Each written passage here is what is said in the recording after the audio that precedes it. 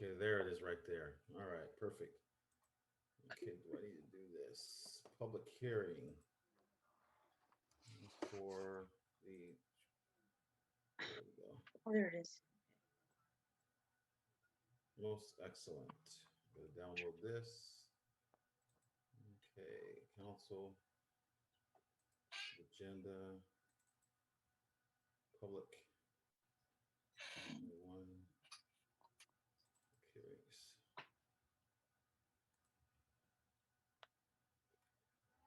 I need two more screens and I'll be happy. Okay.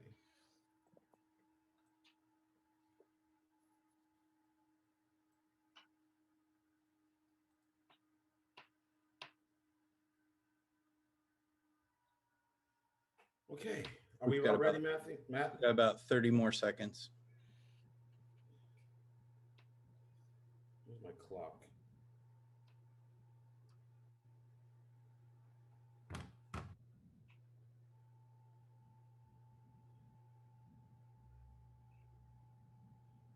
Is Gabe with us this evening? Allison this evening. Allison's, yeah. Okay, Allison taking care of it. Well, thank you all for joining us this evening. It's Albany City Council meeting Wednesday, April 28th at 2021 at 6 p.m. I'd like to welcome you all here tonight, and I'd like to call the meeting to order. And we also the pledge of allegiance, please. Allegiance to the flag of the United States of America, Flag of the and the United republic States for of which it America, stands, one and to nation the under republic God, for which it God, stands, one indivisible, nation under God, indivisible, with liberty and justice for all. Well, thank you, everyone. And let me get Stacy off of my screen. So roll call, please. Counselor Olson, Here. Counselor Novak, Here. Counselor Bartholomew, Here. Counselor Kopczynski, Here. Counselor Johnson, Here. Counselor Here. Smith, here. I lost Mayor, it. Mayor Johnson II. Here. Thank you very much, Allison. I greatly appreciate it. So this week we have several proclamations, and Councillor Smith offered her voice to one. So I said, let's share with all. And so Councillor Kopczynski is going to start with Arbor Day to read that proclamation. Okay, Arbor Day, April 30th, 2021. Whereas in 1872, Arbor Day was first observed with the planting of more than 1 million trees in Nebraska and is now observed throughout the nation and the world. And whereas Albany's urban trees grace our city streets, parks, and open spaces, provide shade and habitat for wildlife, improve air and water quality, increase property values and economic vitality in business areas, and combine to a sense of community pride and ownership. And whereas throughout the cooperation of all residents of Albany, the beneficial effects of tree plantings in our community and our surrounding forest lands can be passed on as a vital natural resource to succeeding generations. And whereas the city of Albany has been named as Tree City USA by National Arbor Day Foundation for 27 consecutive years in recognition of our stewardship of Albany's urban forest. Now, therefore, I, Alexander D. Johnson II, Mayor of the City of Albany, Oregon, do hereby proclaim April 30th, 2021 as Arbor Day in Albany and encourage all citizens to take time and appreciate and enhance our community's urban forest and to participate in activities celebrating our community's commitment to trees. In witness, therefore, I have set hereunto set my hand and caused the seal of the City of Albany to be affixed this 28th day of April, 2021. Alexander D. Johnson II, Mayor. Thank you, Councillor Kopczynski. Councillor Bessie Johnson will read the Drinking Water Week resolution. Okay. Thank you, Mr. Mayor. Drinking Water Week, May 2nd to the 8th, 2021. Whereas water is our most valuable natural resource, and whereas only tap water delivers public health protection, fire protection, support for our economy, and the quality of life we enjoy, and whereas any measure of a successful society, low mortality rates, economic growth and diversity, productivity, and public safety are in some way related to access to safer water. And whereas we all are stewards of the water infrastructure upon which future generations depend, and whereas each citizen of our city is called upon to help protect our source waters from pollution, to practice water conservation, and to get involved in local water issues by getting to know their water. Now, therefore, I, Alexander D. Johnson, Mayor of City of Albany, do hereby proclaim the week of May 2nd, 2021 as Drinking Water Week in Albany, and I call upon all residents to protect, respect, and conserve this essential resource. In witness whereof, I have unto set my hand and cause the seal of the City of Albany to be affixed this 28th day of April 2021. Alex D. Johnson II, Mayor. Thank you very much. And Councilor Bartholomew will read a proclamation for Mental Health Month, May 2021. Councilor Muted. Bartholomew, you're muted, Councilor Bartholomew. Thank you. Whereas mental health is essential to everyone's overall health and well-being, and whereas all Americans experience times of difficulty and stress in their lives, and whereas the promotion and prevention are effective ways to reduce the burden of mental health conditions, and whereas there is a strong body of research that supports user-friendly tools that all Americans can access to better handle challenges and protect their health and well-being, and whereas mental health conditions are real and prevalent in our nation, and whereas with effective treatment, those individuals with mental health conditions can recover and lead full productive lives, and whereas each business, school, government, agency, faith-based organization, healthcare provider, veterans group, and community member has a responsibility to promote mental wellness and support prevention efforts. And whereas the COVID-19 pandemic has had profound impacts on the mental health of people of all ages, and now more than ever, it is critical to reduce the stigma around mental health struggles that commonly prevent individuals from seeking help. Whereas the Linn County Mental Health Advisory Board is emphasizing that there is no health without mental health by being involved with public service announcements, health fairs, public speakers, and various trainings regarding mental health issues. Now, therefore, I, Alexander D. Johnson II, Mayor of the City of Albany, do hereby proclaim May 2021 as Mental Health Month in Albany, Oregon.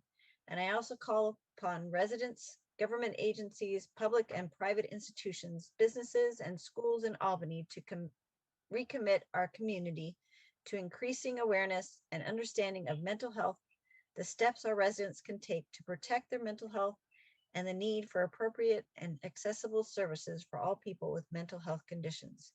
In witness whereof, I have hereunto set my hand and caused the seal of the City of Albany to be affixed this 28th day of April, 2021. Alexander D. Johnson II, Mayor. So I'm going to read the next proclamation. It's one that's important to me because our society is aging, and 10,000 people a month turn 65 years old every year.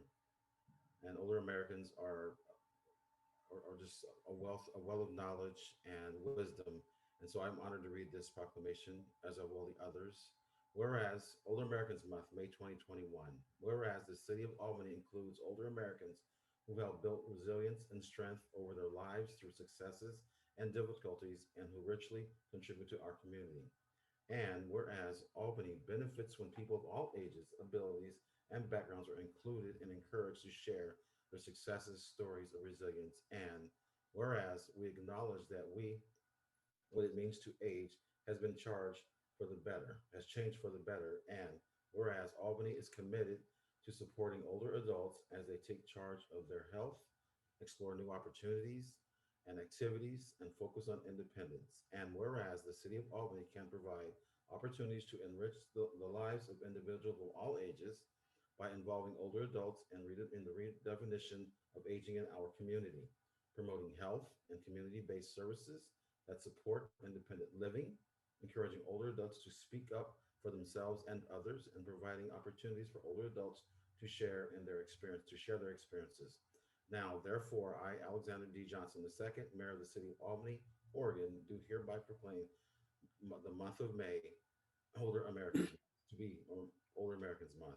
In Albany, Oregon, I encourage every resident to take time during this month to acknowledge older adults and the people who serve them as influential and are vital parts of the community. In witness there whereof, I have hereunto set my hand and caused the seal of the city of Albany to be affixed on this 28th day of April, 2021. Alexander D. Johnson, second, Mayor. And Marilyn, this was your idea, and it was a fantastic idea. Could you please read the following proclamation? Happy to. I'm part of Historic Albany by now. Historic Preservation Month, May 2021. Whereas the National Trust for Historic Preservation established May as Historic Preservation Month in 1973 as a way to promote historic places for the purpose of instilling national and community pride, promoting heritage tourism, and showing the social and economic benefits of historic preservation. And whereas Historic Preservation Month can instill awareness of the local historically significant buildings and landmarks to the residents of Albany and surrounding communities.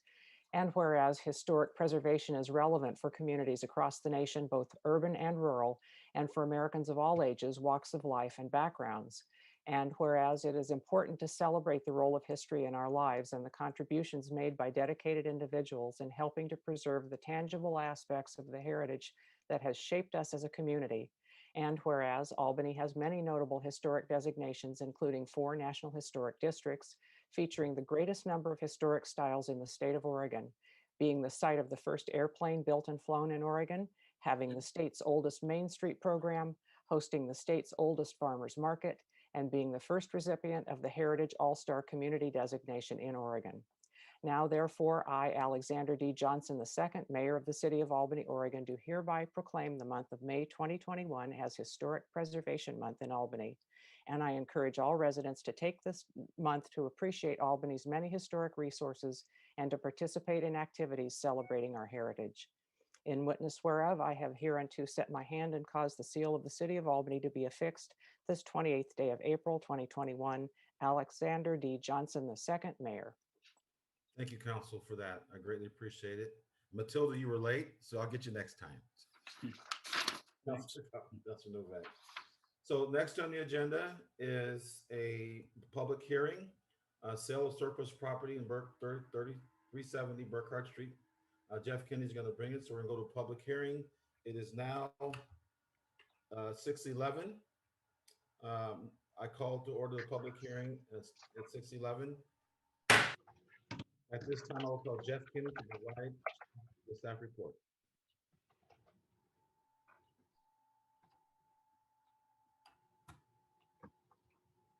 Jeff, are you with us today? I can't hear him. I don't see him on here. He is here, Mayor. Okay. No audio. Jeff, I think they got you. The Zoom monster. The Zoom monster. There it is. Nope. There There you you go. Okay. Thank you, Mayor. Good evening, Council. Sorry about that. I come to you tonight to propose the sale of the property at 370 Burkhardt Street. It's where we currently have an old dysfunctioned reservoir site. We've been trying to sell this property for quite some time, and we've come across an offer while below market. We feel is a great opportunity for the community to gain some housing and for us to use this property in a good way. So it's by Burkhardt Investments LLC. It's a team of it's an engineering team and a construction team. So they formed the LLC and they're going to buy the property, and they propose housing. I believe they brought a presentation to you at a work session in January. So that's my report for that. Thank you very much, Jeff. Does the council have any questions for staff? I see Councilor Olson first. Yes, was that work session the public hearing, or is this the public hearing? I see the staff recommends that we hold a public hearing. I believe this is the public hearing right now. That's correct. Has it been advertised that we're having a public hearing? Yes, it has. Okay.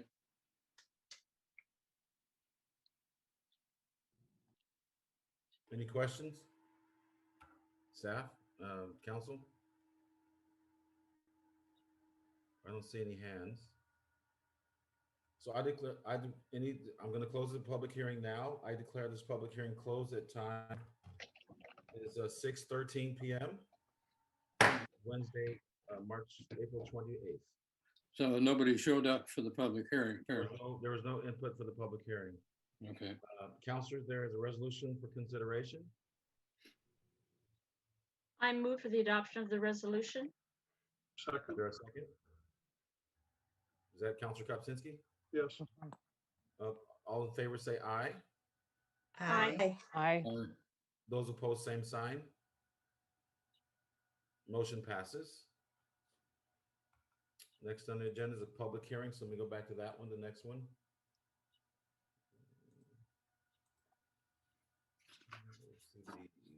There it is right there.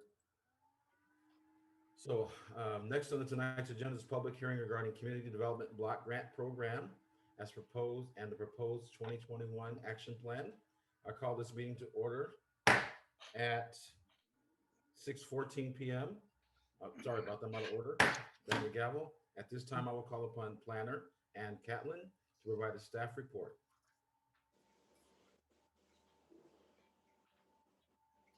Oh, that was crazy. You're muted? Oh, you're open. There you go.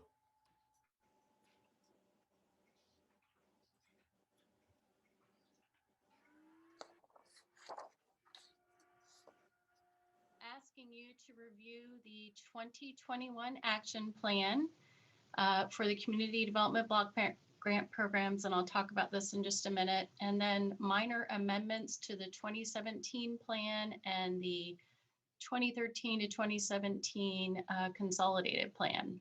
And this is always a great time to hear from you and hear from the community about needs that could be met with Community Development Block Grant funds. Okay, now I'm trying to get advance the screen here. It's not going. So you guys are seeing my screen? Or maybe I'll just use, okay. I'm just not sure. Are you seeing a new slide? I see the first slide. Okay. Still the first slide? Sorry, I've got two different, for some reason it's not. Oh, there we go. Yep. Okay. So every 5 years, we take quite a bit of time to assess needs within the community and develop a 5-year strategic plan. And we are currently in the 2018 to 2022 strategic plan, which is called the consolidated plan. So this is one of the primary program requirements. We do receive an annual formula grant from the Department of Housing and Urban Development to administer the Community Development Block Grant Program. And the primary purposes of these funds is to improve the lives and neighborhoods of low and moderate income residents. So you will, if I can get so every year, I mentioned we get a grant and we develop an action plan for how we're going to address goals and objectives in that 5-year strategic plan. And then later this year, I'll come back to you with a report on the prior year's performance measures and tell you how we did. And then every year we also have to certify that we're going to follow a lot of different federal regulations, which you have a couple of pages in your packet about that. So some other requirements, we need to assure that we don't have impediments to fair housing within our community. We're going to be working on updating or doing a new plan and probably starting this year. So that's about every 5 years. And then we follow a citizen participation plan. And one of the requirements in that plan is to hold a public hearing 2 times a year. And anytime we propose how to use funds or make what we consider substantial amendments to plans, then we hold a public hearing. So that is why I'm here tonight and we're holding a hearing. And I mentioned this a little earlier that there are numerous federal requirements, including environmental, civil rights, labor standards, all sorts of things that we have to ensure all activities comply with. So what are we proposing for the 2021 program year? So on your screen, you'll see a kind of a table with some budget numbers, and oh, sorry, didn't mean to do that. This includes the funding that we are allocated for 2021, which is about $370,000, as well as some carryover dollars. And I mentioned that we have a minor amendment to the 2017 action plan, and that's part of a previous 5-year plan. And you'll see that that number is highlighted in sort of a pink color, purple color. The 28,200 is just carried into this year, along with a few other carryover funds from the last year, but we did not need to amend those plans because they're doing the same things that we said we were going to do in those plans. So essentially, each year, the Community Development Commission has does a bunch of different things, meets with agencies, tries to attend local meetings, members have their own experience, and bring all that to the table. And then we also hold a competitive RFP, or request for application process. And then they rank and score and do all sorts of stuff to come up with the applications that they feel will best address the community, the consolidated plan goals. And in this table, you'll see those consolidated plan goals are bolded. So those are to improve our current affordable housing supply. So the Housing Rehabilitation Loan Program that is currently operated by Dove Northwest, it's a revolving loan program. So money is proposed to continue to fund that program, and it will revolve back as loans are paid back. Then there is a goal to create housing opportunities, and money is being set aside for property acquisition in hopes that we might actually help build or create new housing for low-income residents. Reducing homelessness is a big goal. We have tried to support the shelters in different ways, and this year both the Helping Hands and Signs of Victory Shelter have asked for funds for fire sprinklers and some building improvements to ensure the safety of their residents, and also to expand some of the sleeping areas in those shelters. And then providing services such as trying to prevent homelessness and make sure our low-income residents have the services and support that they need. These dollars are restricted by HUD to 15% of our annual reward, but this is really where we see so much good happening in the community. Hundreds and hundreds of people are served by these partner agencies in our community to do a variety of things, as you see on the screen there. And then these funds are also able to help create economic opportunities within the community.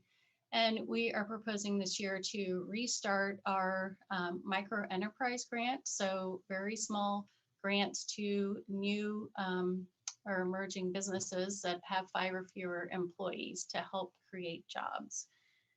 And then I just wanted to draw your attention to the fact that we are still spending down a bunch of that CARES Act money. For those of you that were on the council last year, we did receive 2 different allocations of CARES Act funds, and there are a variety of programs underway. Money is being spent, and those will continue because some of that money didn't come in till late last year. Those activities, some of those will continue into this year. Any questions about this slide, let me know. I can pull it back up, and I'm just going to wrap up real quick. I've kind of already covered most of these, so I will bring them up on the screen again. But like I said, citizen participation is important. We do hold a public hearing, and unfortunately, we didn't have anyone sign up for speaking at the hearing today. I usually do get letters, and I didn't get any letters this year. We did follow our citizen participation plan and provided notice 30 days ahead of today's hearing. We've had the plan available for public comment and review, and I've sent out emails and reminders, but I think we're just in really busy times. And I don't want you to worry that the lack of public comments tonight does not reflect on the gratitude that the agencies share in being able to use these funds to help people in the neighborhood and in our community. With that, I'll just be happy to answer any questions, and I can stop sharing my screen and pull that up if you have any further questions.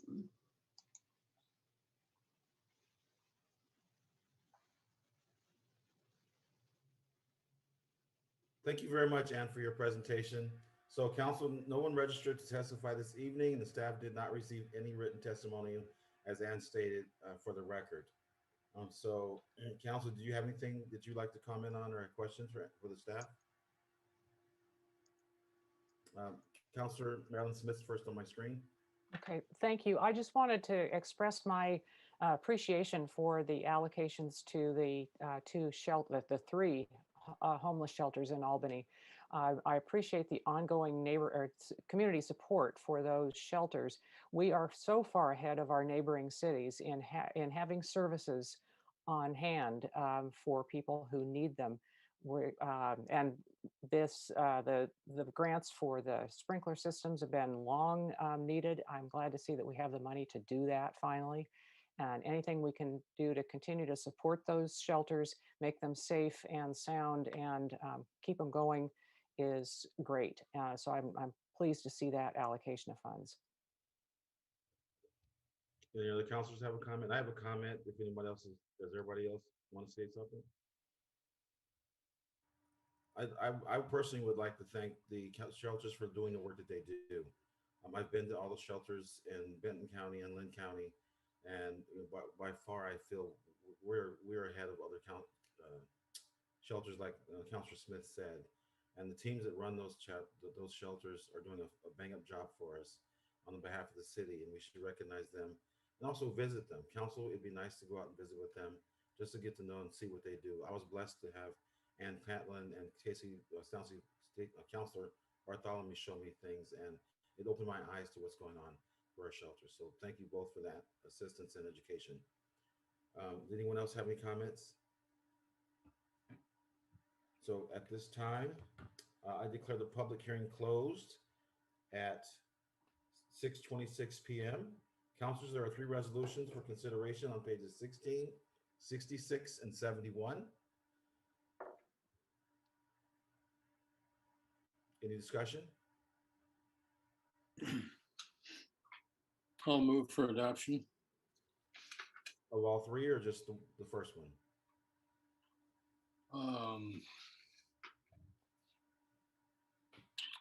I don't have any questions on any of the 3, and So let me ask Allison a procedural question. Can we do all 3 or with one adoption recommendation? You can do all 3 at once. It's a little cleaner if you do them separately, but these are all quite related, so. Okay. I'll move for the adoption of the first one. Second. There's a second.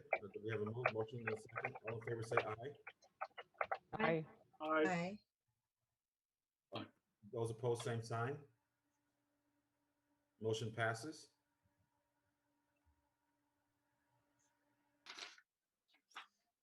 Next one. Does Ann have any further comments on the second resolution? Question, please. Yes, go ahead, Councilor Novak. Would someone be so kind and read just the title of the resolution for me, just so I'm having trouble pulling it up. I want to know what I'm voting on. I know there are 3 of them. I don't know what the order is because I'm having trouble pulling it up. We're on So the the first one. On page 66. 16, first one. Mm-hmm. So Which one was that?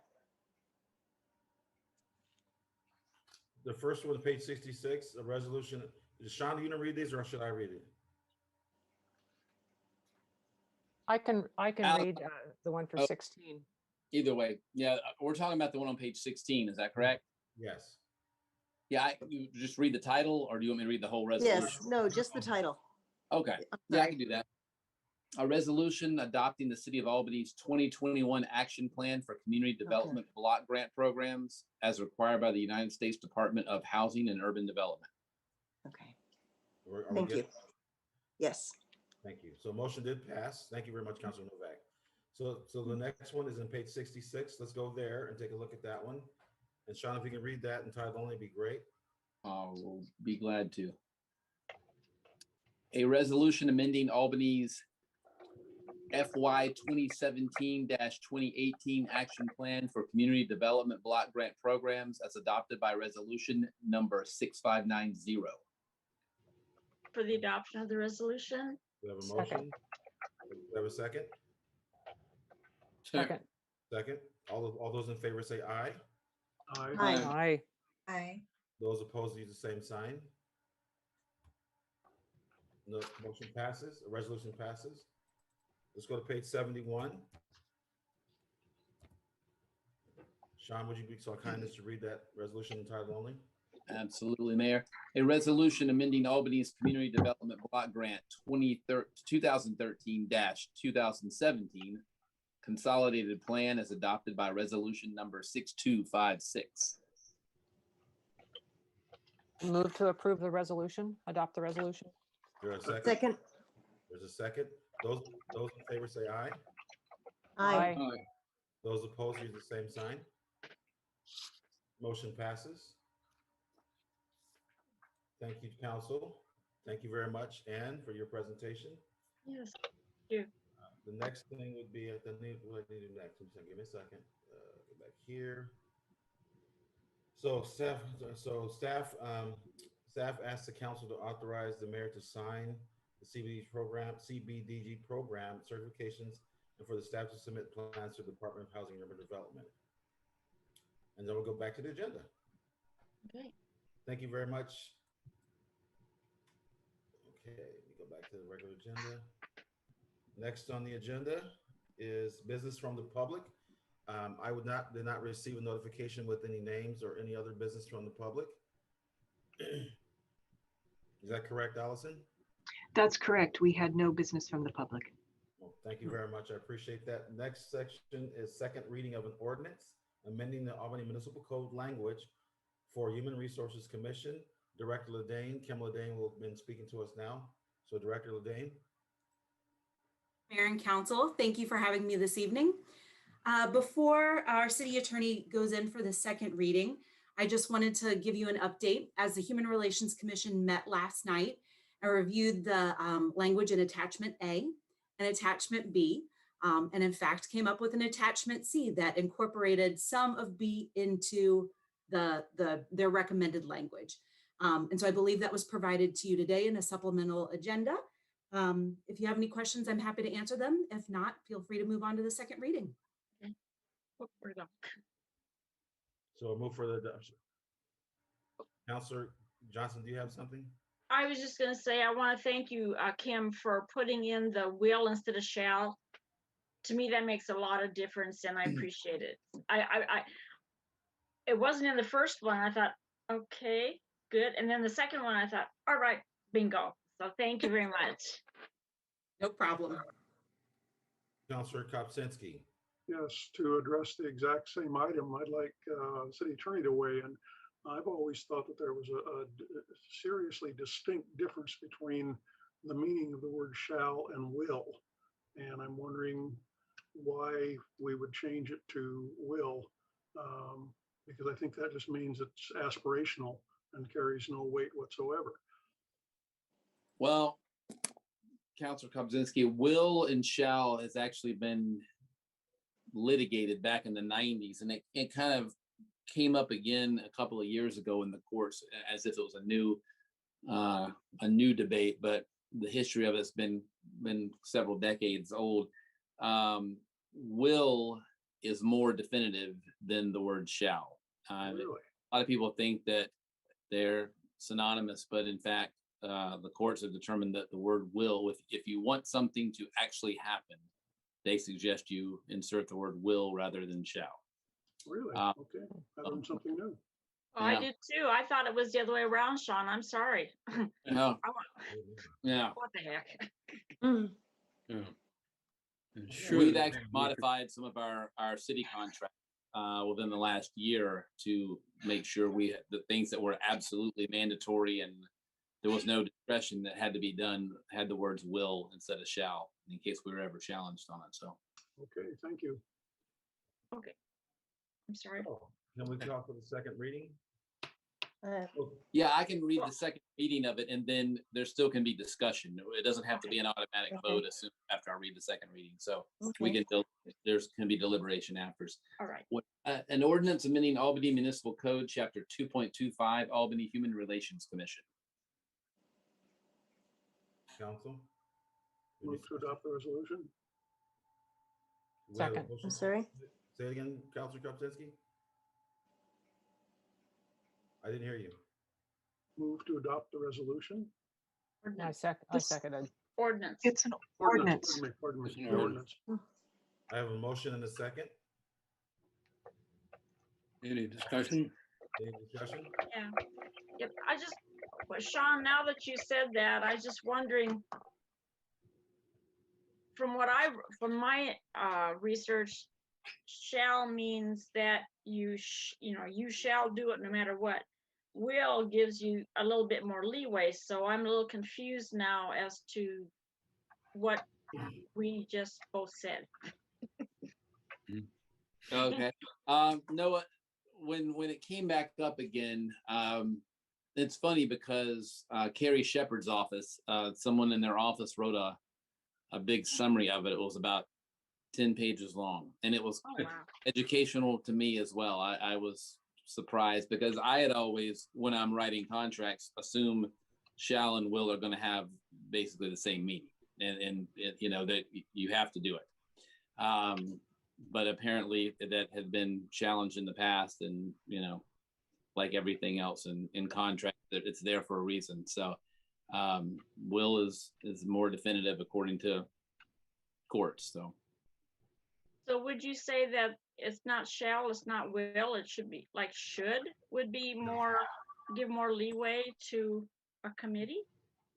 Because I mean, you're demanding them to do something. That was my concern. If you don't want it to absolutely have to happen, then should is definitely a better word than will or shall, because will or shall implies that it's going to happen. And if it doesn't happen, then somebody may have, you know, depending on what it is, it doesn't happen, someone may have some legal recourse for that. So Counselor Novak had a question or his comment. Yes, thank you. Last night I sat in on the HRC meeting by phone, and my understanding, unless I misheard, is that in this particular instance, Director Ledane, you had mentioned that it makes no difference legally with regard to will or shall. They both carry the same weight. Did I understand that correctly? That's what I believed. And so I apologize as there's some. Yeah, I thought you had said you got that from our city attorney, so that's why I just wanted to verify, because I did hear that last night. So I see you, Peter. well, I'll say this, Counselor Novak, while the courts can draw a distinction sometimes, for the most part, they aren't going to mean the same thing. If they say, if the contract says it shall be done within 30 days, or it will be done within 30 days, it's going to be 30 days. And there's not a lot of wiggle room there. There are certain circumstances where it had been challenged on different clauses, and that's where they came up with that. So the recommendation was, if you want it to happen, if you want to make sure there's absolutely no gray area, replace shall with will. And so that's where we're at. Counselor Johnson. Yeah, on the light of that discussion that we just had, I'd like to offer an amendment to change the word will to should, because I was under the understanding, you know, that they meant the same as Director Ledane did. I was like, okay, all right. So I'd offer the amendment to say should instead of will now. At present, we have a motion and a second for the adoption of the ordinance. No, you got to do the amendment first.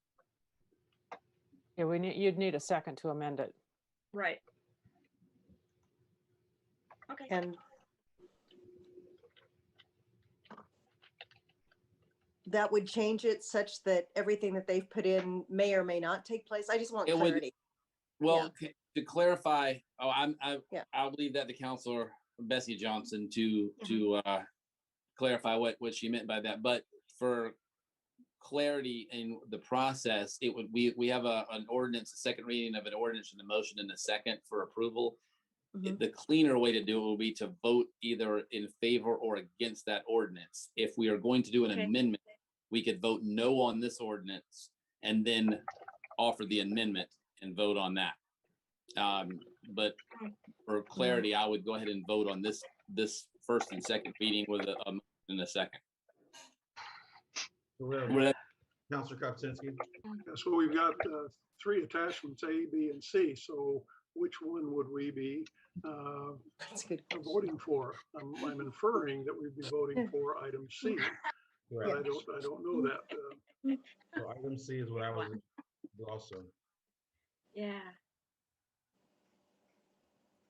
I'll leave that to, I guess, Kim. I don't know if Kim's the one that's to answer that or not. Sorry, but- Kim. That one, no, it's totally good. I'm proud that we didn't come back with D and E, so, but the next, so the recommendation was to bring forth C for council to review and approve. Okay. So Counselor. That's what I assumed my motion was. Yeah. Was that the intent of your motion, Counselor Kopczynski? Yeah. Yes, it was. And my second. Okay. All those in favor say aye. Aye. Aye.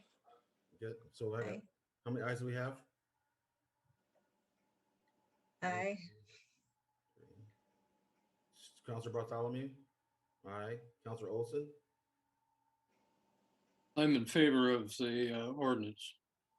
Or That's C? 5. Okay. All those opposed, same sign. Aye. Motion passes 5-1.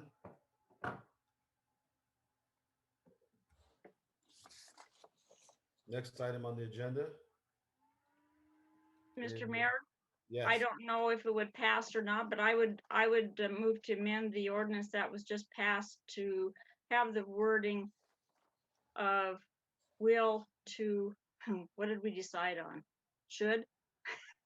Okay, should. Is there a second? Well, just a minute.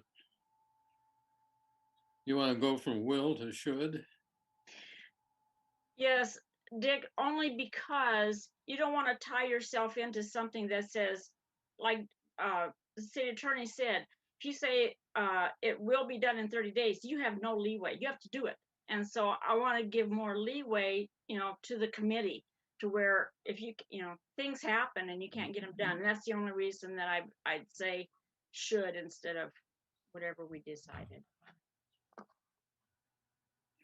We have a motion to amend. Do we have a second? No. There's no second? Okay. So in this case, Sean, this is the first time this has happened? Let's just move on. Alex? Yeah, do we have a second on the motion for No, the we do amendment? No. Okay, then the motion would fail. Okay, motion failed. That's correct. Okay, approving adoption of resolutions, approving Republic Services rate increase. Director Bailey asked to speak prior to Mrs. Jackson speaking. Julie Jackson, pages 86 and 87. So I'll turn the floor over to Director Bailey. Thank you. Can you hear me? Yes, I can. I'm a little gun shy. Don't worry. So I just wanted to give a staff report before you consider the Republic Services item. Because I think there's some background that might provide some context and be helpful. So in general, the city is not in the solid waste management business. We don't provide solid waste management. We have the franchise agreement with Republic to provide those services. but we're not off the hook as far as the state is concerned. State administrative rules require the city to provide opportunities for recycling throughout the community. Most of these are things that you're familiar with, such as the commingled recycling cans, the depot to drop off items, the electronic waste facility where you can drop off e-waste, and then of course the yard debris cans.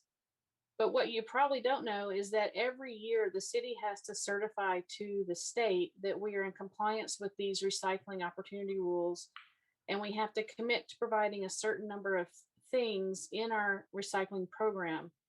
So even though we don't own the trucks or run the garbage out to the landfill, we have things that we have to do as a city to comply with those rules. The rules are in place to meet mandatory recovery goals across the state, which is how they measure the state's success at recycling and limiting waste that goes to the landfill. For instance, the mandatory statewide recovery rate for food waste is 25%. That's the statewide goal. And then each waste shed, which is how the state is broken up in the solid waste world, has their own goals that they try to meet to help the state get to that 25% recovery rate. In the long run, those rules and goals are intended to reduce the volume of material going to the landfill so that the landfill can operate further into the future. And we're very fortunate to have a landfill so close to our community. So it's, in the long run, it's in Albany's best interest to try to keep that landfill operating as long as we can. So keeping compostable material out of the landfill is one of the goals of this resource recovery rule that the state has in place. So in summary, I just wanted to let you know that well, I'll just say on the report, the city has to commit to doing certain things, which we do. One of those options is to check the box on residential food waste recovery, which we have never been able to check. So we have to do multiple things. That would be one additional thing we could take credit for, which would help us get in compliance, stay in compliance, and meet these goals over the long term. So I just want to provide that to you as context, that it's not just about something that Republic Services is proposing, something that people may or may not be in support of in the community. There's actually a city obligation to manage recycling materials and comply with these state rules. That's it on that. I'm happy to take any questions you may have before Julie speaks. Councilor Kupczynski? Yes, this is a question probably specifically for Julie Jackson. I see she just popped up on the screen. Good evening. Just referencing a couple things from the presentation you made just recently, and then a couple of questions. You recently showed a slide of exactly how much tonnage was collected during specific months of the year. And obviously there were huge peaks in the spring, early summer, and then a smaller peak in the fall. And I recall it being about 6 months in total. And you also commented about getting 2 more trucks to handle the new every week process. Am I still correct so far? Okay. And I presume you also do regular normal maintenance on your trucks over time, kind of like we do for city vehicles, et cetera. So a couple of questions. In the past, when you change a billing amount globally across your system, and it's supposed to start on day X, doesn't that happen basically with a push of the button because it is system-wide? You're going to say X number of dollars for each customer is going to be X number of dollars for their weekly pickup, and boom, there it is. That's question number one. Yeah. Okay. All right. So with the billing software, why could you not do a service and then bill for only the extra specific 6 months of need? The extra 2 trucks could then be utilized for fleet maintenance and rotated in and out as other trucks need more service. That would seem to be a win-win for everyone. That is a good question. So if we saw, first of all, if we allow food waste, we have to come every week. We just can't allow food waste in the cart, even during those non-peak months, if we're not coming every week, because what we know is the longer it sits in the cart, the more opportunity for odors and all the things people don't like about it. So food waste is one of those where we really stuck to our guns and said, well, we can only offer this if it's every week. And that's why Albany doesn't have a food waste program. We do offer it for commercial customers, and we have a small number of commercial customers in Albany who have that service, but we do pick it up either weekly or more times than once a week to keep those clean. So that's one thing. The other thing is that we have a pretty rigorous fleet maintenance program, and we try very hard not to have trucks sitting around and out of service, and we do a pretty good job. But as a company, we are held to pretty high standards for keeping those trucks operational and running. And the really nice part about that is it allows us to have our own shop and hire local folks here in Albany to maintain those trucks too. So we like that a lot. Thank you.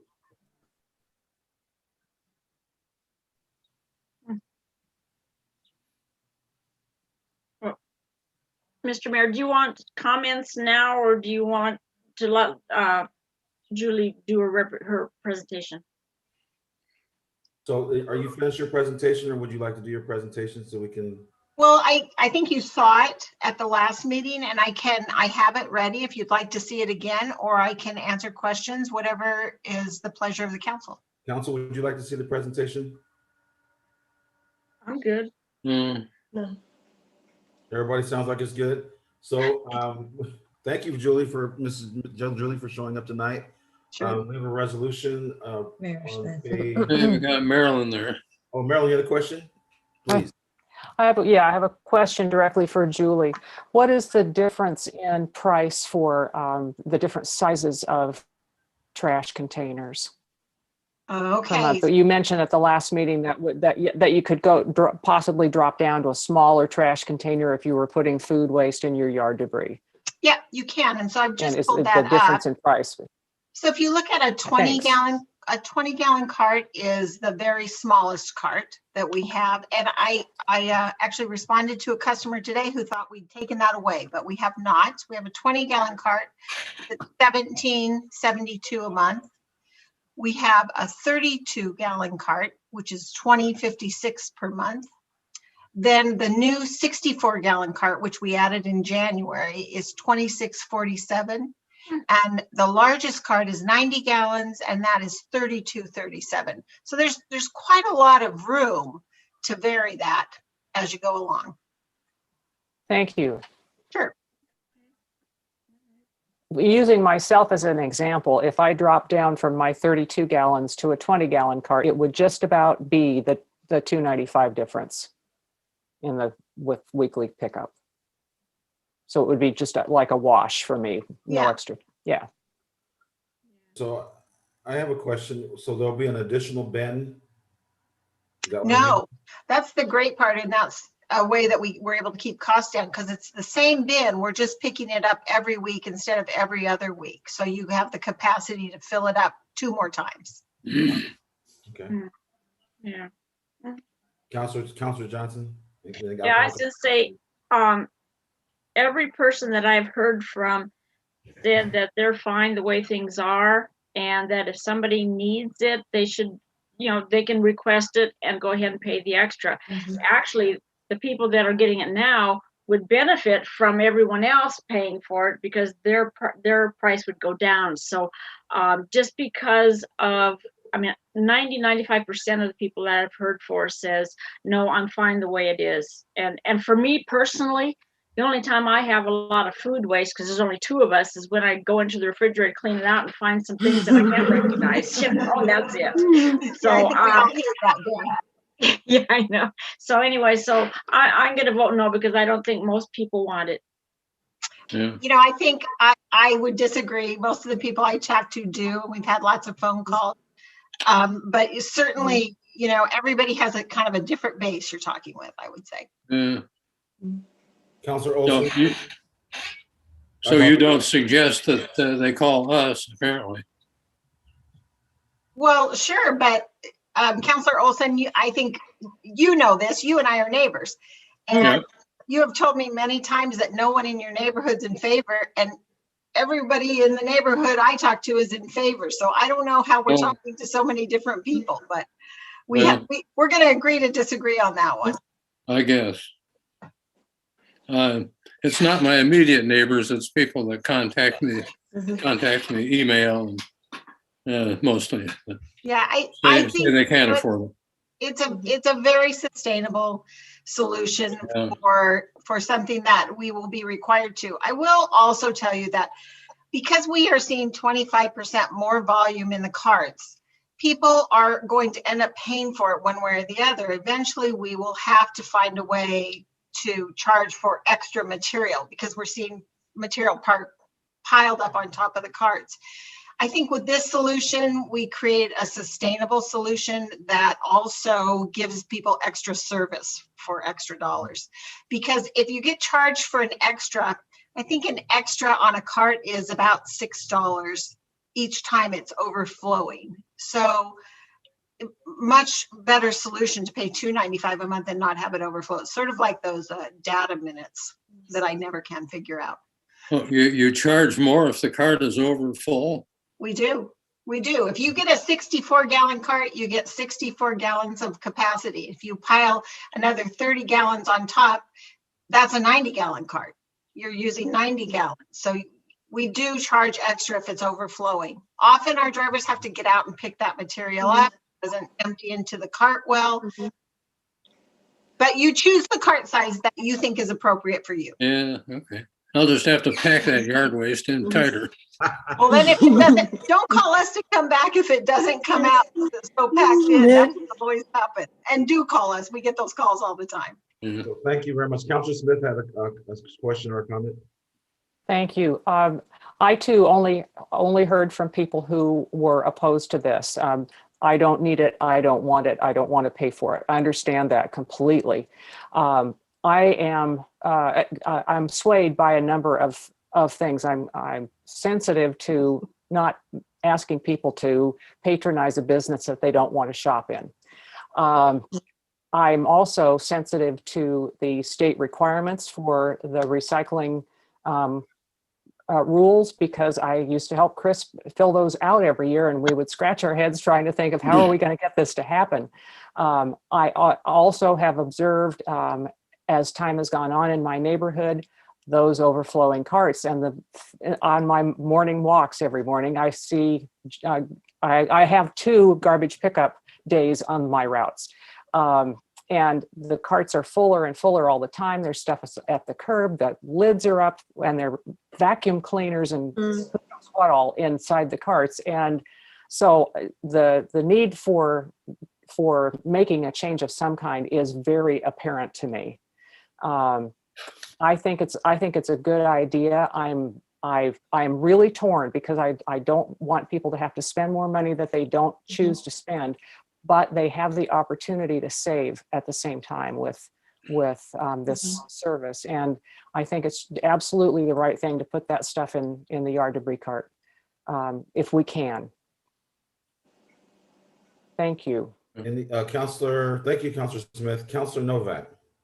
Yeah, I too have heard from a number of constituents who are not able to do this at this time. And my question to you is, if someone had extra, wouldn't they just call you and say, hey, I've got extra, can you come by a second time this week? Or can you, I mean, how does it work? Forgive me, I don't have garbage service, so I need some clarification.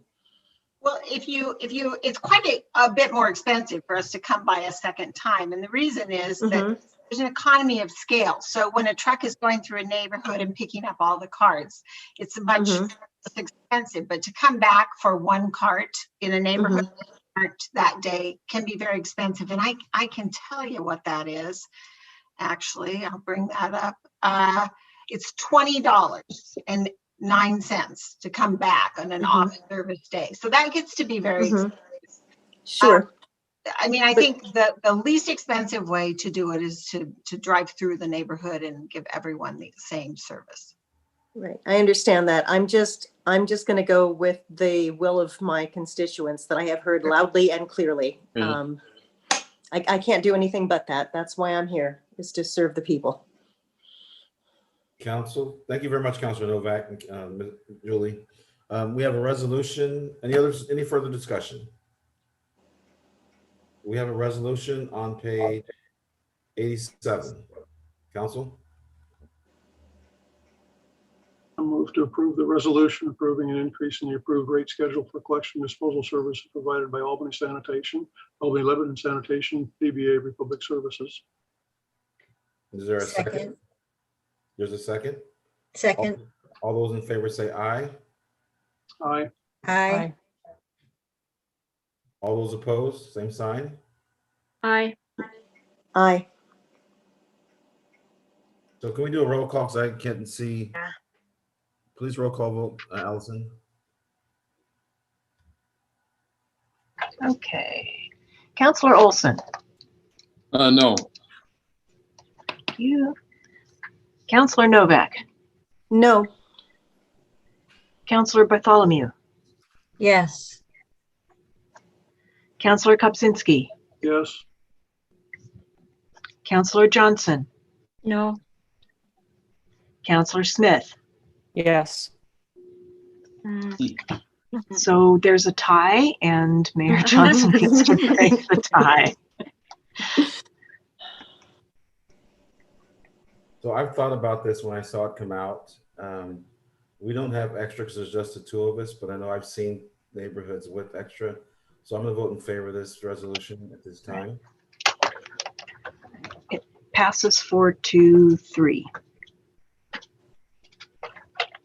Add one thing Yes.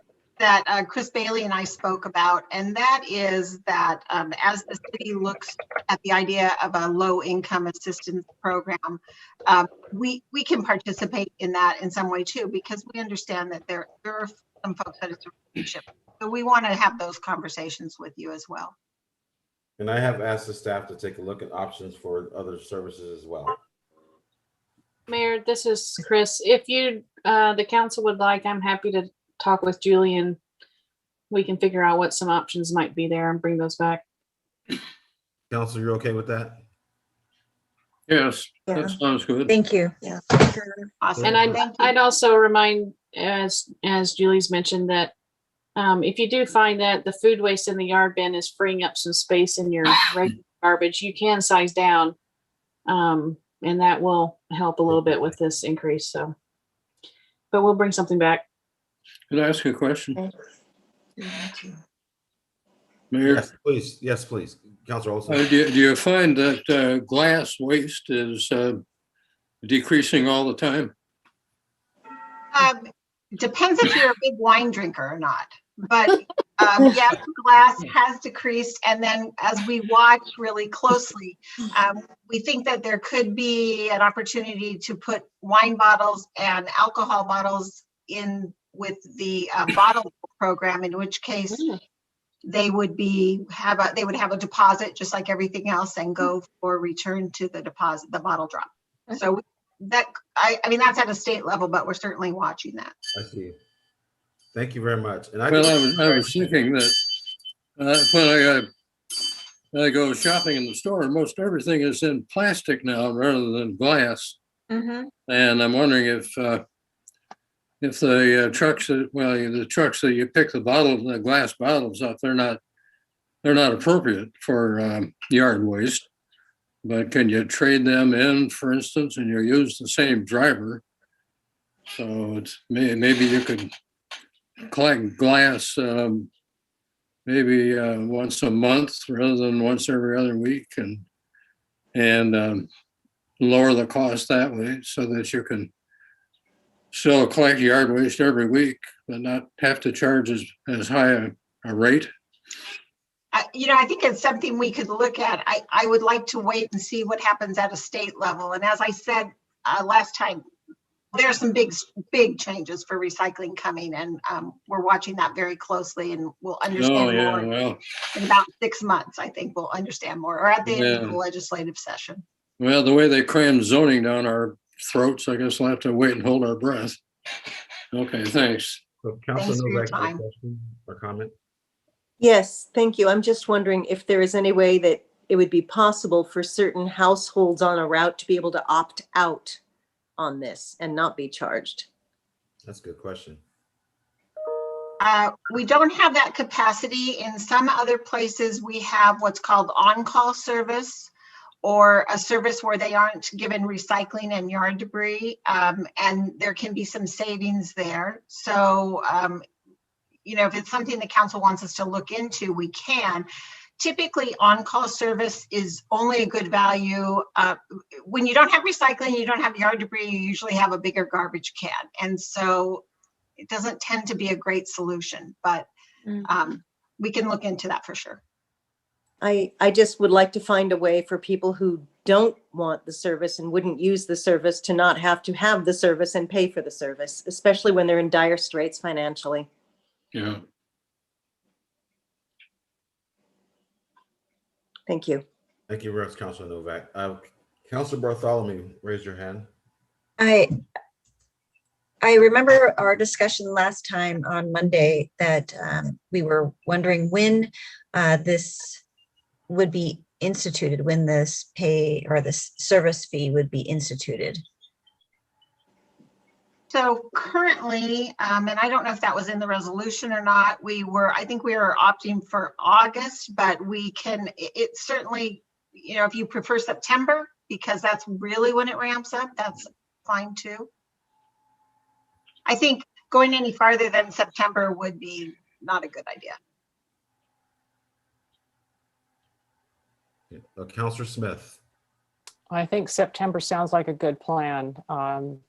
Push it out a little farther, give the economy a little more chance to recover, things to get back to normal, as whatever normal is going to be. That's a good long window of time to prep. And in the meantime, we plan to roll out an education campaign to help people understand how to put food waste in the cart and how to keep it from smelling bad and all those things. So that gives us plenty of time to get that going too. That sounds good. Okay, September. Thank you very much. Thank you. We got the vote was done, so thank you very much for attending tonight. Next on the agenda is adoption of a resolution accepting ODOT grant for Madison Street bicycle safety improvements. Ron Irish from the staff is going to speak with us this evening.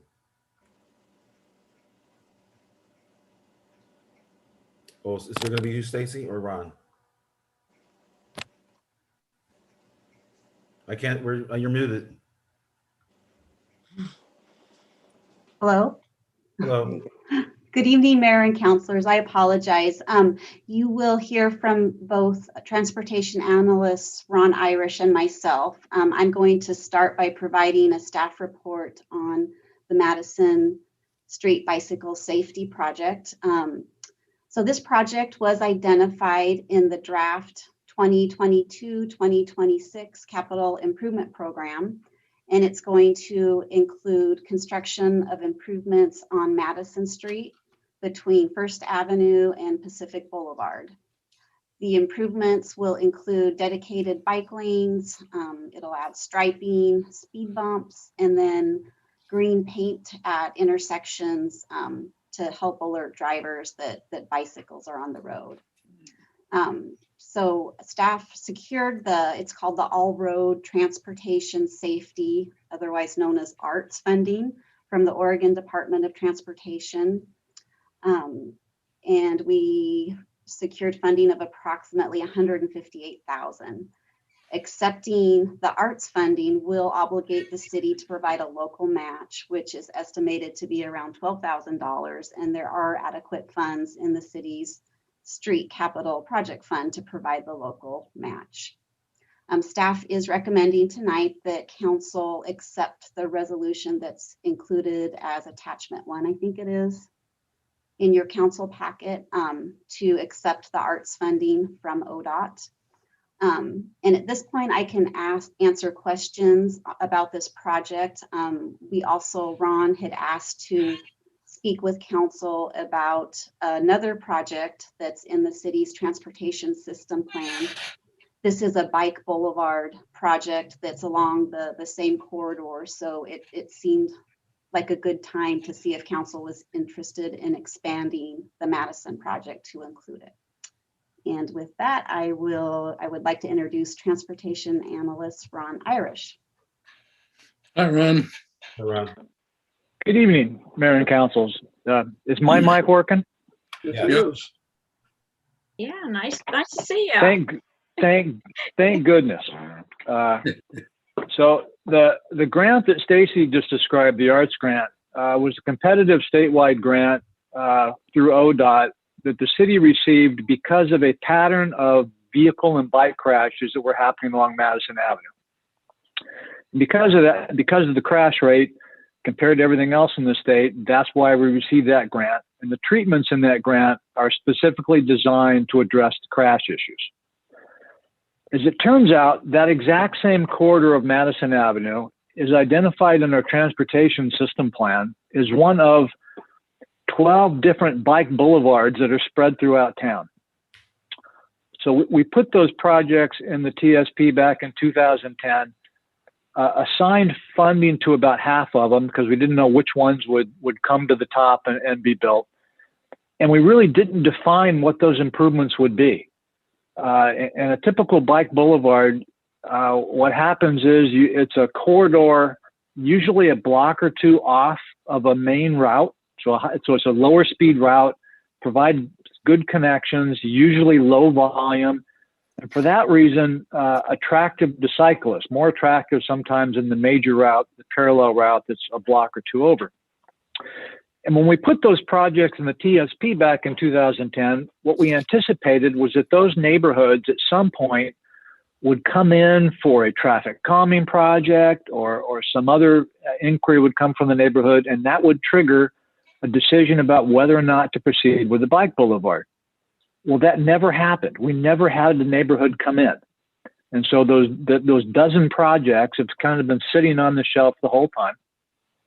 But we do have this grant opportunity now. And so the question that staff raised amongst ourselves was whether or not this would be an opportunity for the city to approach that neighborhood and see if they wanted to expand the ODOT safety project to include some of the bike boulevard treatments in the TSP.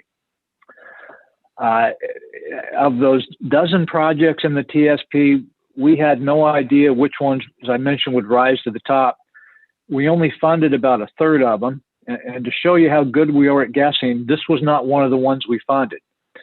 So if council supports the idea of investigating a bike boulevard here and the neighborhood agrees, we would have to shift TSDC funds from one of those other bike boulevard projects to this one, and not a great amount. None of them had a lot of SDC money aimed at it. In 2010 dollars, I think the Madison project, the TSP project, was about 40,000.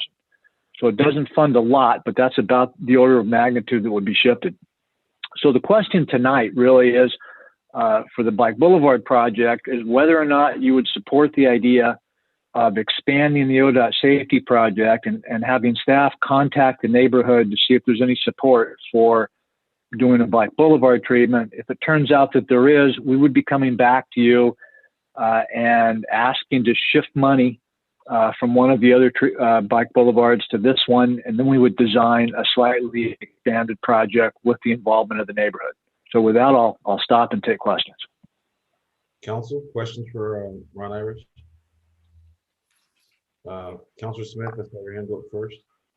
Not a question, but a comment. I think with the work that we're doing towards expanding affordable housing and adding middle housing, just mixing up the way that Albany is put together, this fits well with concerns about parking, with concerns about connectivity. And I think it's a natural way to expand a different form of, a necessary form of transportation that we haven't had before. I'm happy to see it. So I say yes. Council, anyone else have any comments? Councilor Bartholomew's hand was up. You just shared, Mr. Irish, that that you are going to seek responses from the neighborhood in order to complete this project.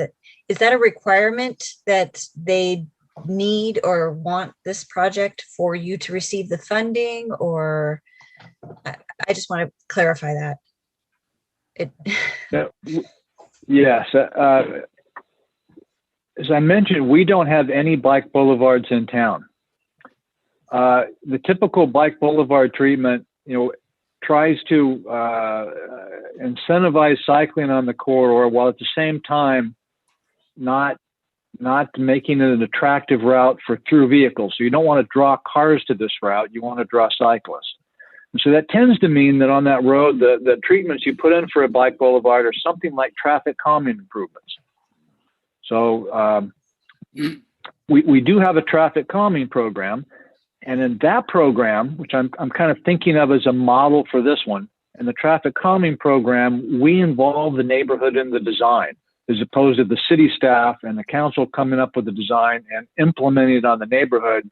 We try and involve the neighborhood in the design so that they like it and accept it and kind of support the whole idea. So that would be, I think, the goal here, that I would be a little bit hesitant at a staff level to come up with what I think of as a great bike boulevard, only to find out that 80% of the neighborhood just hates the idea. That would not be, in my mind, a good outcome. So I like the idea of involving the neighborhood in the design and making sure that they want to go forward. Thank you. Great questions, Councilor Bartholomew. Councilor Olson. Yeah. This crosses the main line of the railroad track. And are you doing something that will prevent bike wheels from getting stuck between the track and the pavement? I've got a couple of friends who have taken some kind of nasty spills trying to get across railroad tracks. Although I think it's usually when there's a diagonal or slantwise track that they haven't negotiated properly. But I'm wondering, are you going to do something with the tracks when you do this?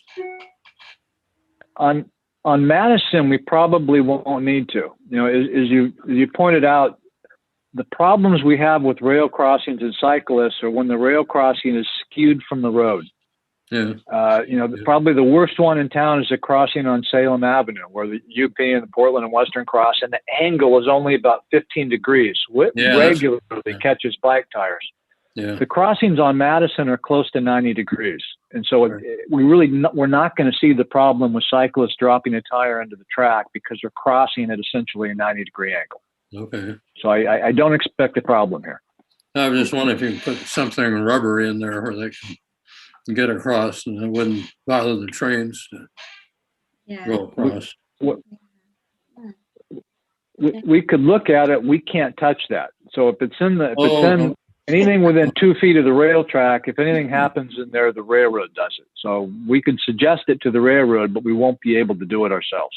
Okay, I'd forgotten that aspect, but I shouldn't have, because we've heard that so many times. Yeah, thank you. Amen. Especially in relation to the Queen crossing. Oh, Lord. Yeah. So, Council, if anything else, go ahead, Councilor Johnson. Yeah, I just gonna say, Ron, you had in the beginning of your presentation, you said that there's been accidents with cars and bikes and stuff like that. Isn't this a pretty well-traveled, like side road for vehicles also? I mean,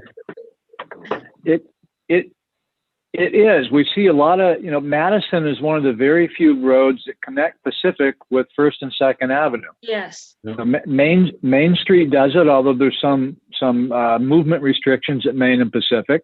And as you head west, you don't really see a connecting road until you get to Lyon, and that's why Madison sees a lot of trips. The crash pattern we tend to see with cyclists happen at the 4th Avenue and 5th Avenue intersection. And at those intersections, Madison Street is through. There's no stop control on Madison. So the cyclists on Madison have the right of way as they cross those intersections. 4th and 5th Avenue, the side street approaches, stop controlled. And so the crash pattern we've observed is that a cyclist is on Madison going north or south in the corridor. A vehicle will come up on the side street, generally stop at the stop sign, but not spot the cyclist. Either the visibility is bad, they're not paying attention for whatever reason. Sure. They pull out in front of the cyclist when we have an angle collision. And so the improvements we'll be looking for the crash pattern here is to make the cyclist movements more visible at those intersections so that drivers are more likely to be looking for them as opposed to being surprised by having the cyclists go through the intersection. Yeah, I just wonder if this is the best use for the money, but because if it is pretty much through, I'm sure a lot of vehicles use it. And so what you're telling us is that you want to cut down on the vehicle traffic and let the bikes go. So that's kind of controversial, but if it'll help. Not necessarily cut down the vehicle trips, but we want to keep the speeds low, and we don't want to attract new trips. We don't want to turn it into a high volume parallel collector road for vehicles. We want to turn it into a collector for bicyclists, but not a collector for vehicles, is kind of the theory. Okay, thank you. So question, thank you very much, Councilor Johnson. Ron, would you have to come back to another meeting to get that passed? Or because it's not on this particular resolution? Well, at this point, at this meeting, what I'm hoping for is direction about whether or not you're interested in having us contact the neighborhood. We need some direction regarding that. If we start design on the ODOT safety project, we need to know whether or not we're also going to be looking at this expanded project for a bike boulevard.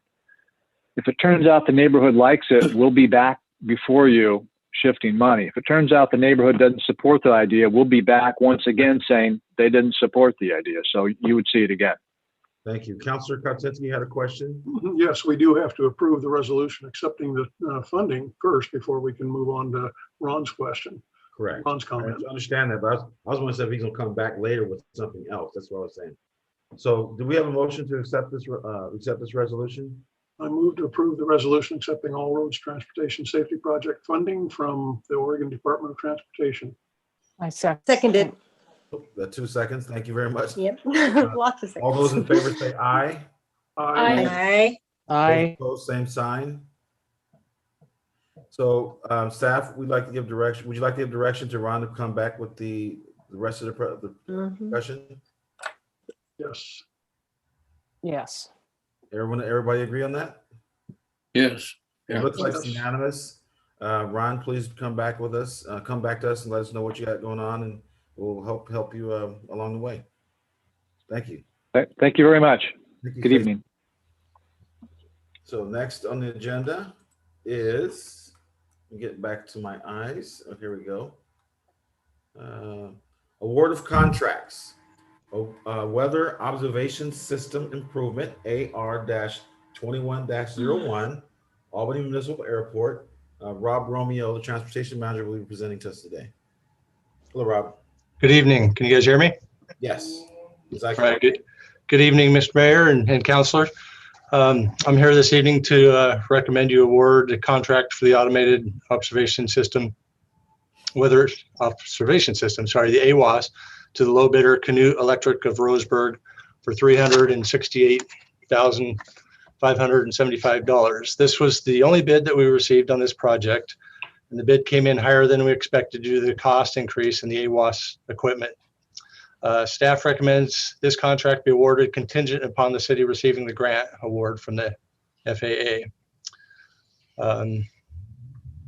So the second action I have tonight, I'm requesting tonight that the council authorize a resolution, attachment 1, submission of the application to the FAA for the federal funds to complete the AWOS project. The total cost on the project will be $513,600 and will be funded primarily by grant from the FAA. The process for the FAA funded projects is different from the typical city grant process. The FAA requires the project to be put out to bid first, so they have the firm idea what the total cost of the project is. Then they will send out the city grant agreement to sign that will fund the project. Typically, the FAA fund grants will pay 90% of the total project costs, with the city responsible for the remaining 10%, which for this project would be $51,360. At the March 10th, 2021 City Council meeting, the council adopted Resolution 6970 to accept funding in the amount of $35,500 from the Oregon Department of Aviation to pay for a portion of the required 10% match. The city will be responsible for the remainder of the 10% match, or $15,900, which is available from the Airport Capital Fund.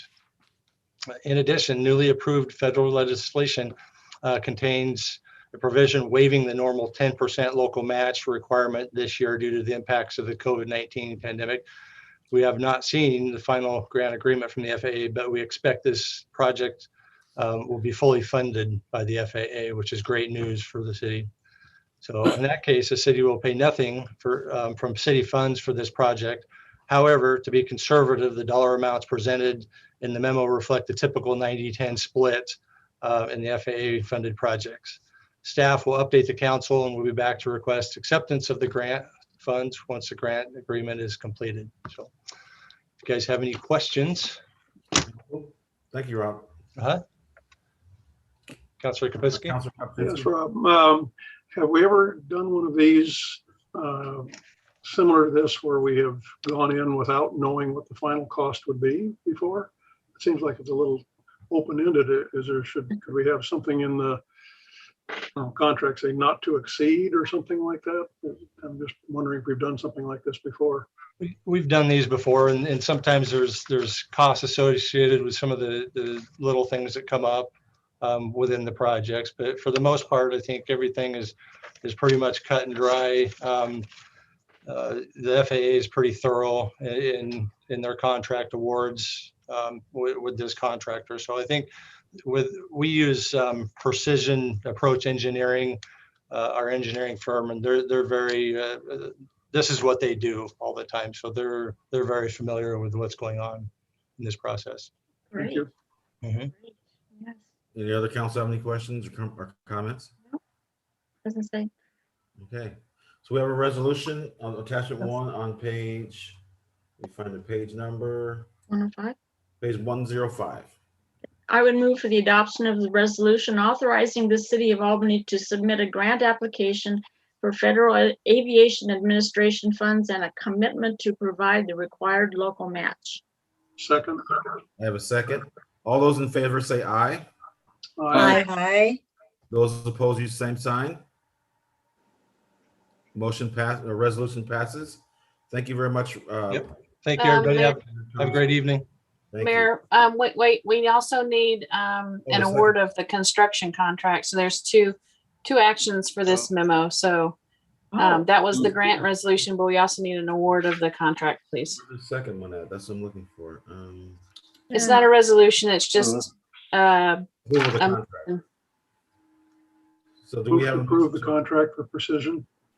Second. I have a second. All those in favor say aye. Aye. Aye.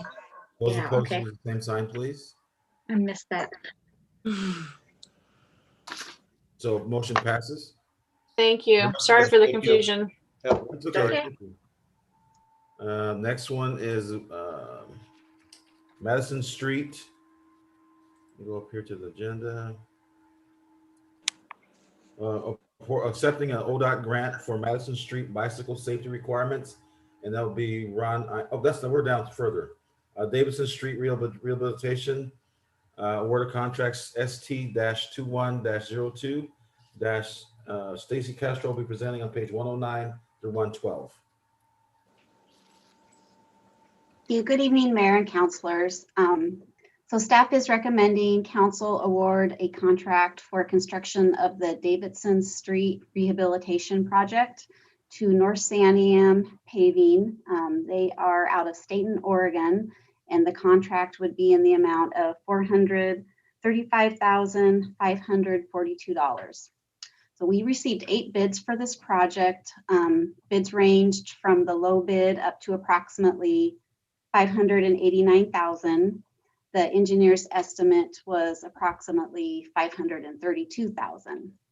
The project will include full street reconstruction on Davidson Street between 14th and 16th Avenues.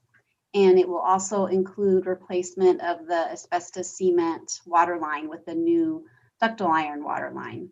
So there are a lot of local business that front this project, including our main library. Staff has spent a lot of time with outreach to all of the businesses in the area.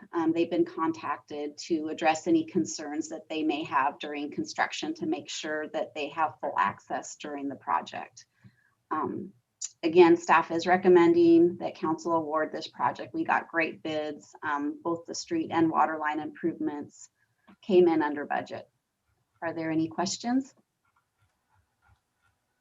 Councilor Stacy. Kopczynski? No, I'm seriously impressed by how far under the estimate came with costs rising across the board. Should we be concerned that it's that far under? We've done work with this company before.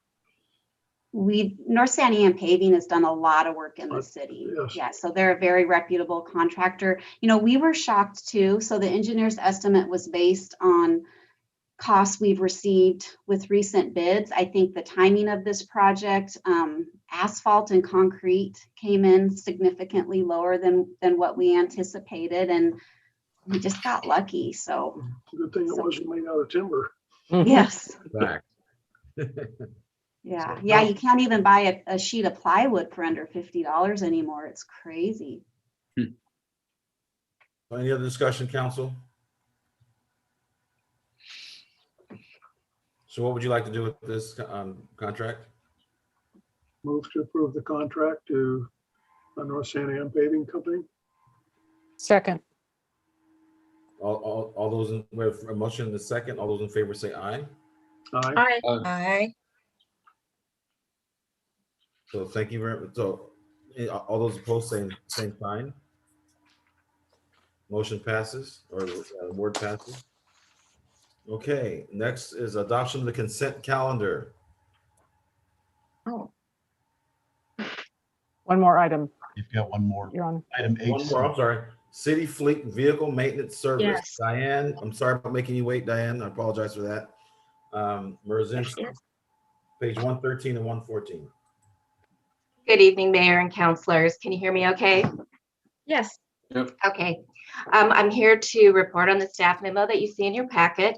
This is an award of contract for the City Fleet Vehicle Maintenance Services. To give you a little bit of background, our current contract will be expiring with Roberson as of June 30th. The city staff went out for a competitive request for proposals process. We advertised in both the Daily Journal of Commerce as well as the Democrat Herald, and reached out to the 7 local vendors in the city of Albany. We received 2 responses back, and they were both very competitive proposals. The evaluation committee comprised of both the representatives from police, fire, public works, and the building department, as well as input from the parks department.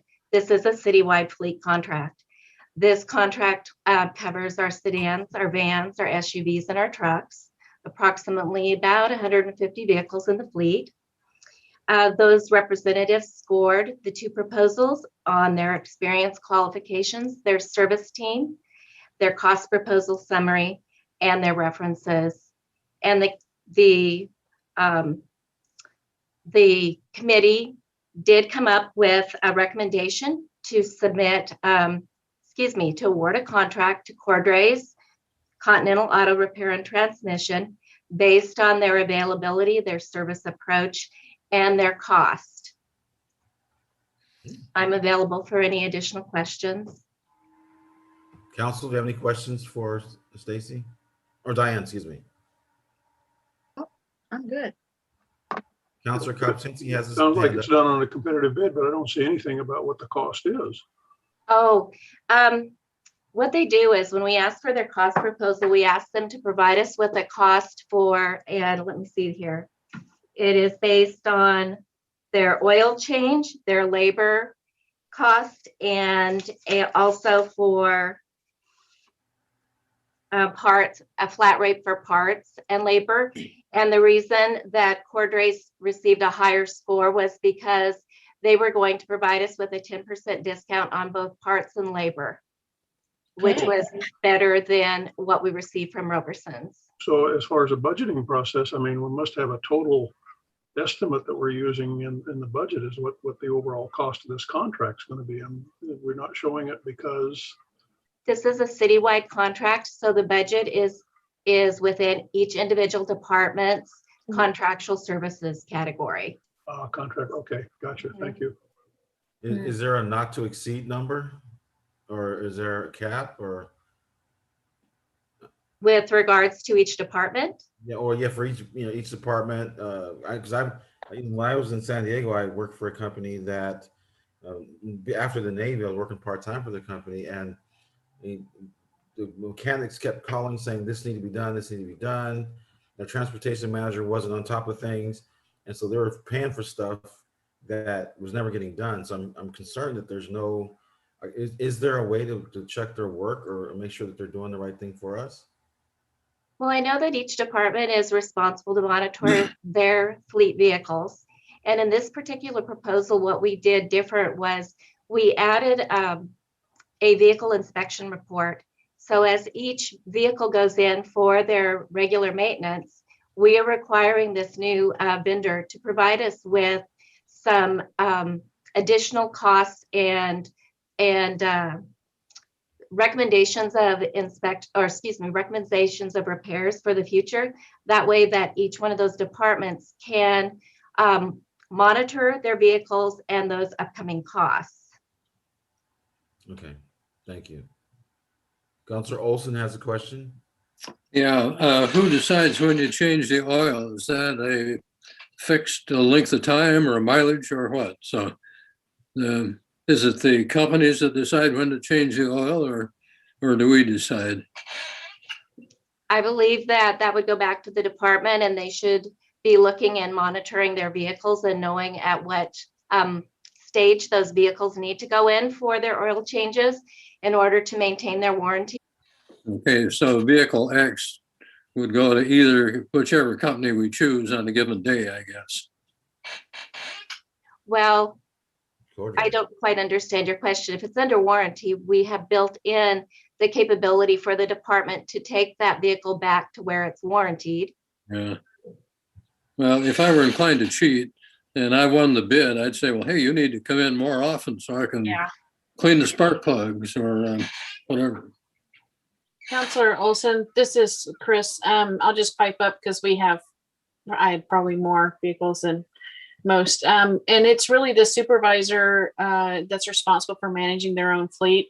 And, depending on the type of vehicle, whether it's a light duty or a heavy duty truck, it'll have its own requirements. And we use a fleet tracking software system. So we decide when the oil change is. We don't rely on the vendor to just come pick up the truck.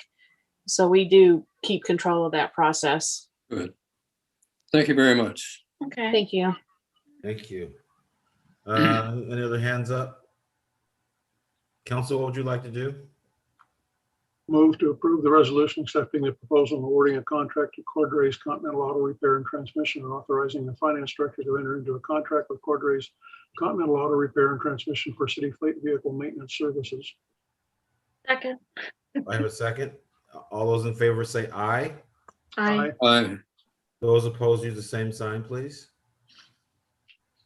Motion passes. Thank you. Thank you very much for your presentation this evening. Next item on the agenda is, now I can get to that. So adoption of the consent calendar.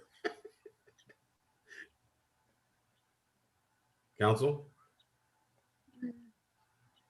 Move to approve the consent calendar as written. Second. All those in favor say aye. Aye. Aye. Those opposed use the same sign, please. Thank you. Consent calendar is adopted. Next on the agenda is business from the council. On my screen, Councilor Bessie Johnson is first. Oh, my goodness. I really have nothing. Well, I do want to say something on, we discussed it before I've heard from neighbors on the Hazelwood project the Hazelwood Park that we're dealing with. And I just want to say that I'm in favor of talking more with the neighbors around the Hazelwood Park to see if there's any way that, they could buy it or what they could do.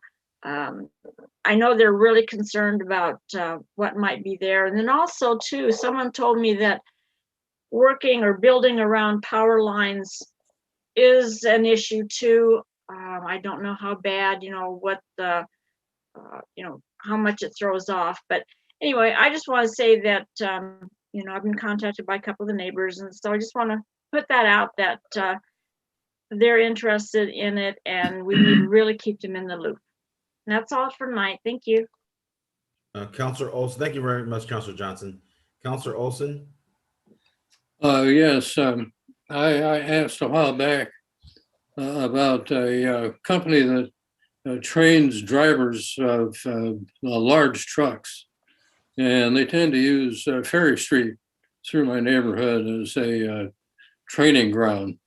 And my neighbors are asking again, can we share the load with some other streets in town here, or does it have to be that many trucks on Ferry Street? And I know this is a far out question, and I think I'll probably be reminding you to check into it again when you can find the time. Councilor Olson, do you have the name of that company? I don't. I'll bet I can get it from one of my neighbors though. I'll see if I can. If you can't get it, I take my wife coffee every morning. I've seen trucks going through there, so I'll make sure I make a point of catching that name. Yeah, and if you see multiple, I mean, we'll have to remind everybody they are public streets, so yes, I know. Can't exclude people from them, but we can certainly contact them and ask them why they use it so often. But if you see multiple companies, well, just if you don't mind, just let me know what those companies are. I'll try and find it. Yeah. Thank you. Next, Counselor Smith. I don't have anything this evening except to say I'm glad that this meeting is nearly over. I was dreading this.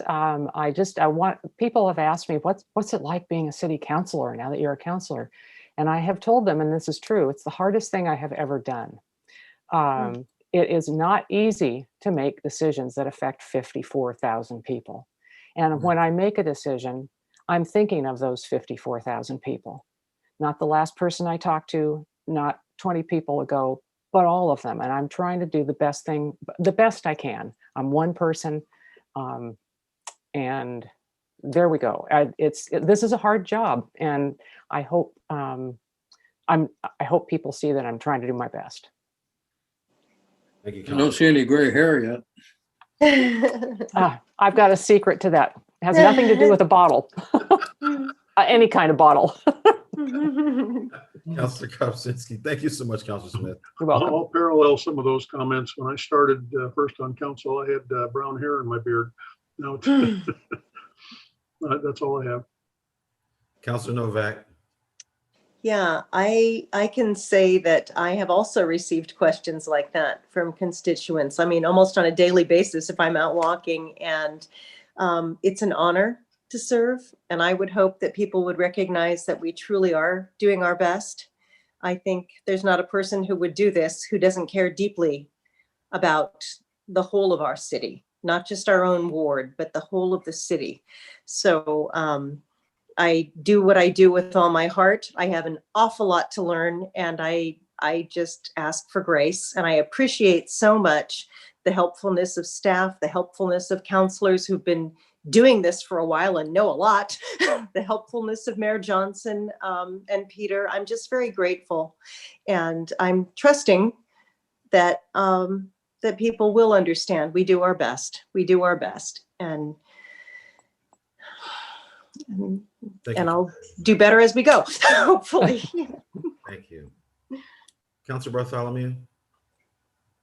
Thank you. I really appreciated the response to our discussion at our last city council meeting from you, Mayor, and from City Manager Peter Trojan. And I wanted to revisit the city's resolution that was issued on August 26th of 2020 in relation to the events that had happened in the past couple weeks regarding Nehemiah, and because the city has taken a stand in 2020, and we've posted it, but we haven't actually restated this. And so I thought it would be good to restate our stance. So to reread resolution number 6923, a resolution of the City of Albany condemning racism, hatred, and intolerance. Whereas we cherish our city and are deeply saddened by the recent events of bigotry and intimidation in Albany and injustices that occur anywhere in our nation. And whereas we are committed to safeguarding our community against the damages that racism causes and to ensuring respect and protection of the constitutional rights of every person who lives or works in Albany and those who visit our community. And whereas racism, racial injustice, hatred, and bigotry have no place in our community. And whereas the Albany Police Department is committed to working with the community to continue to protect the quality of life for all who live in, work in, and visit Albany, and to defend the rights of our citizens and businesses to reside in safety and security. And whereas our diverse community makes Albany a desirable place to live, work, and play, and whereas hatred and bigotry decrease the safety and quality of life of our city, and seriously and negatively affect our economic viability. And whereas the City of Albany is committed to the values of acceptance, diversity, inclusion, and equity. Now, therefore, be it resolved by the Albany City Council that it stands steadfast against crimes of racism, intolerance, and unlawful discrimination.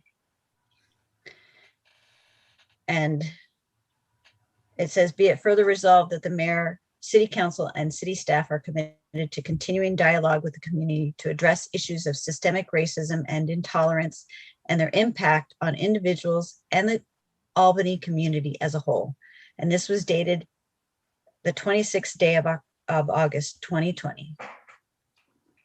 Yeah, Thank you very much, Councilor Bartholomew, for reading that. yeah. I voted for it at the time, and I'll endorse it again today. So thank you for bringing that up, Stacy. Thank you very much, Stacy. Oh, Councilor Bartholomew, I'm sorry. Next is me. All I have is, it's been an interesting week in the city of Albany. Actually interesting 2 weeks, but I think one of the things that I attended the rally in support of Nehemiah. And one of the things that happened out of it is my friends, my network of friends have reached out to me saying they would support him, whether it be self-defense lessons, dental care, vision checkups to make sure that he's okay and recovering. He's a good young man. And for somebody that's, as young as he is, wears a size 13 like me, he's gonna be a big guy. But he's a very kind-hearted, gentle young man. And so I'm hoping that we can get past this. We can grow better together going forward. It's always tough dealing with stuff like this, but we know, everyone in Albany knows we can do better and we can be better for those that live here, visit here, and work here.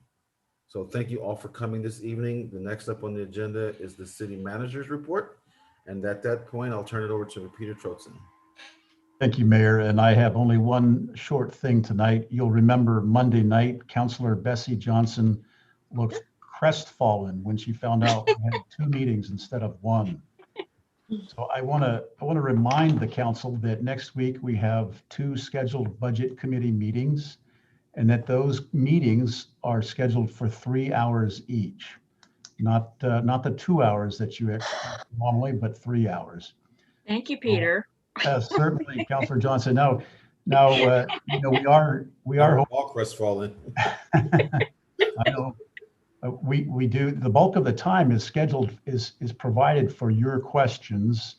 We do obviously have some presentations to make to you, but they're really for budget committee members to ask questions. So I just wanted to provide that reminder, and thank you for the opportunity, Mayor. Thank you very much, Peter. The next meeting dates are Monday, May 10th, 2021 at 4 p.m.